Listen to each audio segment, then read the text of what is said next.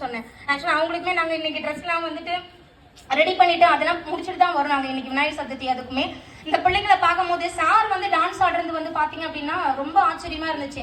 Age சொல்லும் போது இவங்க சொன்ன மாதிரி 61 வயசு அப்படின்ற போது 67 சார் 61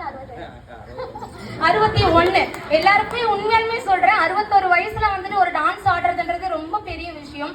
ஆடுறாங்க. பட் என்ன அப்படின்னா அந்த ஒரு குழந்தைங்களோட சேர்ந்து ஆடுறது, அந்த குழந்தைங்களை முன்னிறுத்தி இப்ப மாஸ்டர்லாம் வந்துட்டு முன்னாடி தான் ஆடுவாங்க, குழந்தைங்க பின்னாடி இருப்பாங்க. நான் நிறைய ஸ்டேஜ்ல பாத்திருக்கேன். நான் ஏன்னா இந்த ப்ரொஃபஷன் வந்து எனக்கு ரொம்ப பிடிக்கும். நான் வந்து சின்ன வயசுல ஒரு 3 வருஷம் கத்துக்கிட்டேன். நான் ரொம்ப ரொம்ப ஏழ்மையான குடும்பத்துல இருந்து வந்தவன்.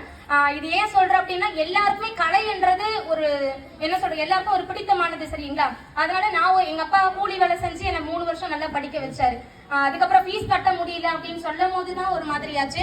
இப்போ இந்த மாதிரி ஒரு மாஸ்டர் எல்லாம் பார்க்கும் போது சீரியஸா ரொம்ப சந்தோஷமா இருக்கு. குழந்தைங்க வந்து எல்லாரோட ஆசீர்வாதத்தோட இந்த முருகனோட இந்த பிள்ளையாரோட ஆசீர்வாதத்தோட எல்லாருமே சிறப்பா அமையணும்.